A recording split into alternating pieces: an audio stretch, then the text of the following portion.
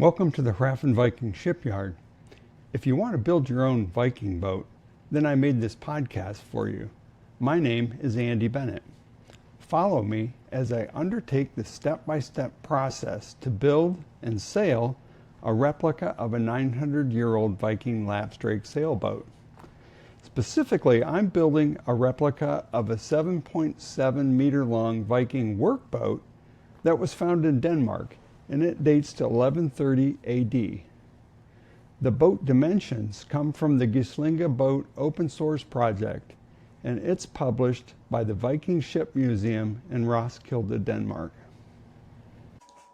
In today's podcast, I'm going to show you how I make the specialized planking clamps that pinch the boat's hull planks together until I can get them riveted into place. The first design I'm using is the most basic one. It's basically two jaws, a hinge, a lag bolt, and a wing nut. And basically, you clamp the two planks in there, and then you turn the wing nut until it holds it in place. And it works pretty well. I saw lots of examples of this at the Viking Ship Museum in Oslo, Norway.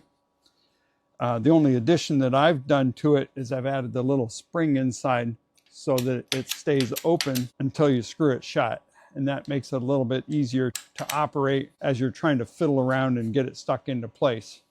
So that's the basic planking clamp. The other thing that I like about this particular design is I've put hardwood cheeks on the side instead of just having a hinge on the back.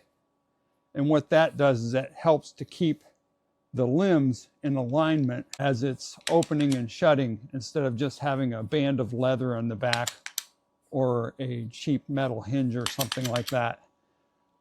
Where I'm basing that design is from a design that I saw in Small Boat Magazine from 2015, and it was published by Christopher Cunningham. So kudos to him for coming up with this design.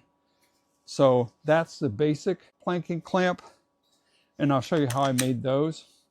The other kind of planking clamp is the cam action planking clamp, which is like this. It's a one-handed operation. Let me show you how that works.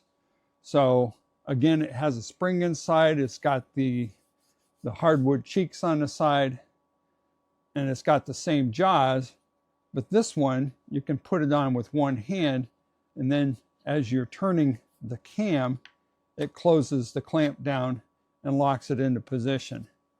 So you don't have to be holding the planks and then trying to turn the crank. You can lock this into position pretty quickly. The other addition that I put onto this is I've got a little bit of sandpaper on the cam lever itself, so that helps to grip it and hold it into position as you're going. I'm not entirely certain how wide the grip needs to be, so these are adjustable by adding additional holes onto the steel bands here. You can add additional holes so you can adjust it up and down, so you can adjust the width of the jaw, or you can actually even drill additional holes in the jaw itself if you want to make that adjustment that way as well. So pretty handy. And I found this one wasn't that much more difficult to make than the other one. It just has a couple more moving parts, obviously.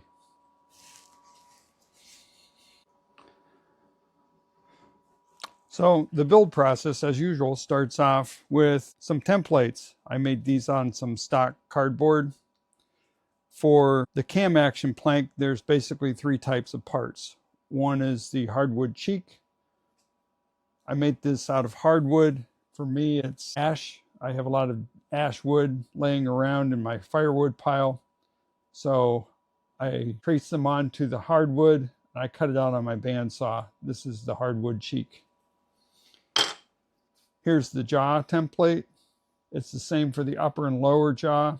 The only difference here is the cutout for the cam lever. Here's the cam lever. And that's basically it.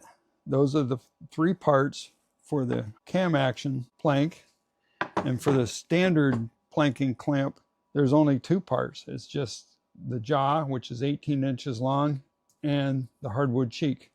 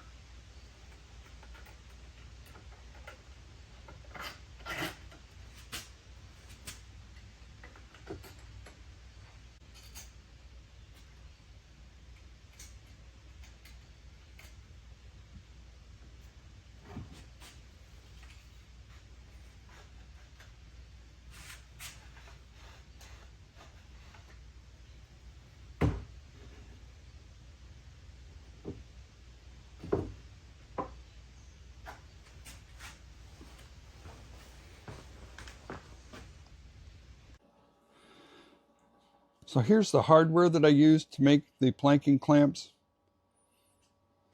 For the cheeks, I used 4 screws, and I basically glued the screws and screwed it on to the bottom jaw, not to the top one. And for the top one, I used a bolt and a locking nut. And then I've got the little spring. Then I've got a piece of 1/8 inch flat bar. This is plain steel flat bar. I get that from Home Depot, and cut that off to the length that you need. And then I have a couple of carriage bolts, washers, and locking nuts. And that's basically it for the cam action planking clamp. And for the other planking clamp that is just basic, it's just a carriage bolt and a washer and then a wing nut. And I got the wing nut off the internet as well. I used a 3/8 inch carriage bolt for that. And that's it.